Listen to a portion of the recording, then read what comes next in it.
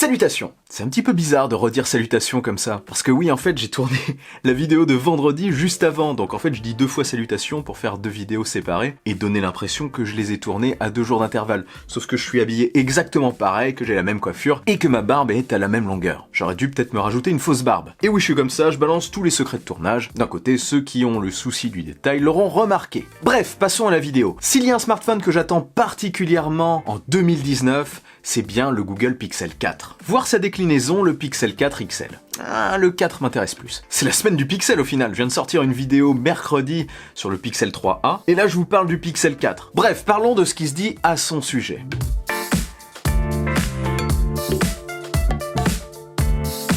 Déjà oui, je l'attends particulièrement ce Google Pixel 4. Je suis vraiment en quête du smartphone secondaire parfait pour moi, pour YouTube, etc. Et je pense que ce modèle serait vraiment ce qu'il me faut. Déjà, il tournera sous Android Q, dans sa version la plus simple, chose que j'apprécie particulièrement. J'aime quand c'est net, tout propre, la simplicité esthétique. En plus, la navigation par geste, dont je ne suis pas très fan sur Android, a été revue sous la nouvelle version, qui sera probablement directement disponible sur le Pixel 4, et elle se rapproche enfin de ce qu'on peut voir sur iOS depuis l'iPhone X. J'ai toujours trouvé que c'était la meilleure solution de navigation gestuelle. Google s'obstinait à vouloir trouver une autre solution, il prouve avec Android Q que la meilleure solution existait déjà. Une modification très bienvenue. On part donc vers une véritable uniformisation des navigations gestuelle sur iOS et Android. Et c'est tant mieux, on n'aura pas à changer trop nos habitudes entre les deux appareils. Enfin, du moins du côté de la navigation. Mais ce n'est pas que pour Android pur que je m'intéresse fortement à ce smartphone. C'est aussi pour la qualité photo. Les Pixel 3 ont en effet été très marquants dans ce domaine, à tel point qu'ils sont encore aujourd'hui de véritables références en la matière. Le traitement de l'image, appuyé par une IA, offre des rendus parfois très impressionnants pour un smartphone qui n'a, je vous le rappelle, qu'un seul objectif arrière. Et c'est peut-être aujourd'hui sa faiblesse d'ailleurs. Il nous manquerait un téléobjectif ou un grand angle, voire les deux. Eh bien, aux dernières nouvelles, le Pixel 4 devrait avoir 2 objectifs auto. Quand on voit ce qu'ils ont été capables de faire avec un seul objectif, j'ose même pas imaginer ce qu'ils vont faire avec 2. Alors, téléobjectif ou ultra grand angle? J'ai tendance perso à penser que le second sera un ultra grand angle, parce qu'il est présent à l'avant sur le Pixel 3, et c'est très pratique. Donc son arrivée à l'arrière serait logique. Peut-être qu'avec un objectif principal arrière plus précis, et avec un travail logiciel dont ils ont le secret, ils pourraient zoomer dans l'image de manière très propre pour simuler un téléobjectif, pour le remplacer entre guillemets sans l'avoir. Je rêve peut-être, mais maintenant je pense qu'ils sont capables de tout en photo. Ça pourrait permettre de nous bluffer une nouvelle fois. Et à mon avis, de manière générale, ces smartphones mettront encore la barre très haute au niveau de la photo. Ils devraient enfoncer le clou sur les photos de portrait déjà très folles, et sur les photos de nuit. Ça a longtemps été les spécialités des pixels. Mais bon, avec la concurrence, les cartes tentent à se resserrer, voire ils se font dépasser par moments. On n'oublie pas quand même que le Pixel 3 a été présenté en octobre 2018. À l'avant, sinon on aura, à mon avis, encore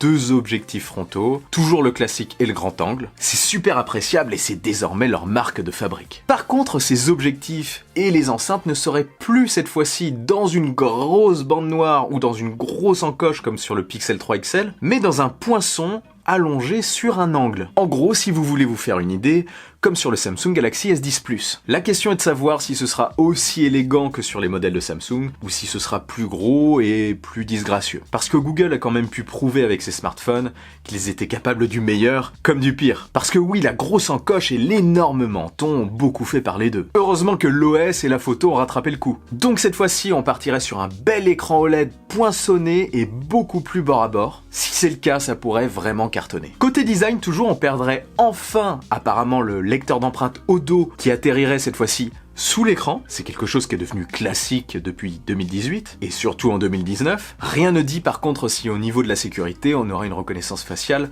plus poussé, un système plus sécurisé. On ne sait pas non plus quelle technologie de lecteur d'empreintes sera utilisée. Côté design général, certaines rumeurs évoquent aussi la disparition des boutons physiques. C'est une possibilité, même si encore une fois, comme pour les rumeurs au sujet du Note 10, j'ai tendance à en douter. Je peux me tromper bien sûr, mais je trouve ça un peu tôt pour le moment. Peut-être plus pour les modèles de 2020. Enfin, on n'est pas à l'abri de surprises. Sinon, le design général devrait rester assez équivalent, enfin devrait reprendre les points qu'on voit sur les différents pixels, avec ce look très épuré à la Google. Certains détestent. Perso, j'aime beaucoup le dos, avec notamment sur la tranche la petite touche power colorée, un petit détail bien fun je trouve. Pour moi ils ont clairement une identité ces pixels. Côté autonomie et charge, on peut s'attendre à ce qu'ils conservent leur recharge sans fil au dos, donc un dos en verre. Peut-être qu'ils offriront une charge encore plus rapide comme c'est la tendance en ce moment, et je l'espère une bien meilleure autonomie. Concernant le prix, on devrait rester sur du haut de gamme sur ces modèles. Maintenant il y a la gamme Pixel A pour le milieu de gamme. D'ailleurs si les Pixel 4 envoient du lourd cette année, on peut s'attendre à d'excellents Pixel 4a en 2020.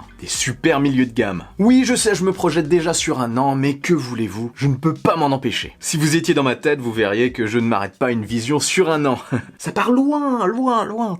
Très très loin. Je vais pas vous parler du Pixel 5 tout de suite. Donc oui, concernant le prix, on sera pour le Pixel 4 à mon avis aux alentours des 850 € pour le premier modèle. D'ailleurs, s'il est bord à bord, il fera à mon avis entre 5,5 et 6 pouces, je ne sais pas. Et le Pixel 4 XL devrait être vendu, comme l'actuel à mon avis, aux alentours de 950 € pour le premier modèle, s'il y a bien sûr plusieurs déclinaisons. Et à mon avis, son écran devrait être supérieur ou égal à l'actuel, donc 6,3 pouces minimum. En fait, ça dépend vraiment de leur choix. Soit ils décident d'utiliser la place supplémentaire qu'ils récupèrent sur l'écran pour qu'il soit bord à bord, soit ils réduisent la taille de l'appareil. On verra. Ça fait cher, oui, mais ça baissera probablement dans les mois qui suivront leur commercialisation, en tout cas s'ils sont vendus sur d'autres sites. On aura forcément des petites offres, des petites promos au bout d'un moment. Peut-être même qu'ils vont faire un truc vers Noël, pour en vendre plus. Mais ce n'est pas tout, certaines rumeurs évoquent aussi la présence d'un troisième modèle. Alors s'agira-t-il d'un modèle 5G, encore plus cher? On ne sait jamais, on peut toujours entre guillemets rêver. Ou alors d'un modèle un peu moins cher avec des compromis, un petit peu à la manière du Samsung Galaxy S10e. En gros un troisième modèle vendu aux alentours de 700-750 €. Si c'est le cas, ils auraient donc alors 5 modèles en vente à la période de Noël. Le Pixel 3a à 399 €, le 3A XL à 479 €, un Pixel 4 Lite, pourquoi pas, vendu entre 700 et 750 €, le Pixel 4 vendu aux alentours de 850 et le Pixel 4 XL vendu aux alentours de 950 €. Pas mal pour offrir plus de voies d'accès à leur service. Qu'en pensez-vous d'ailleurs? Ça pourrait leur permettre de se faire une place plus importante sur le marché. Ils couvriraient ainsi l'entrée, on va dire, du milieu de gamme, le milieu de gamme classique et le haut de gamme. Bref, voilà pour ce point, on devrait en savoir plus dans les prochains mois, et si c'est le cas, je vous en reparlerai bien sûr sur la chaîne. Pour info, la présentation devrait avoir lieu aux alentours du mois d'octobre, si c'est comme d'habitude. Donc il y a de la marge et on aura probablement plus d'infos plus précises d'ici là. De votre côté, dites-moi si vous attendez particulièrement ce Pixel 4 ou le modèle XL, ou si ça ne vous attire pas du tout. Perso, celui qui m'intéresserait le plus serait le Pixel 4 classique. J'utilise un grand smartphone en téléphone principal en ce moment, l'iPhone XS Max, à voir après quel sera le prochain. Et en smartphone secondaire, je pense qu'un plus petit modèle serait plus pratique pour moi et ferait parfaitement l'affaire. Un modèle polyvalent et plus petit comme ce potentiel Google Pixel 4. Tiens d'ailleurs, maintenant que j'y pense, je vous parlais tout à l'heure du modèle Lite, c'est un modèle qui pourrait aussi être intéressant. Mais j'ai un petit peu peur quand même que les compromis soient faits sur la caméra frontale notamment. J'ai un petit peu peur qu'il perde son grand angle frontal et qu'il ait juste un poinçon avec une seule caméra. Enfin, s'il existe, je spécule totalement là. Bref, en conclusion, quoi de mieux pour gérer ma chaîne YouTube qu'un smartphone Google? Petit message à Google, si vous voulez me convertir, eh bien il va falloir me l'envoyer celui-ci. Bref, plus sérieusement, si cette vidéo vous a plu et que vous voulez m'aider, partagez-la sans oublier le bon pouce en l'air qui claque. Pour ne rien louper, abonnez-vous à ma chaîne et activez la petite cloche des notifications. On se retrouve très vite pour une nouvelle vidéo. Vive la technologie, vive le futur. Allez, salut!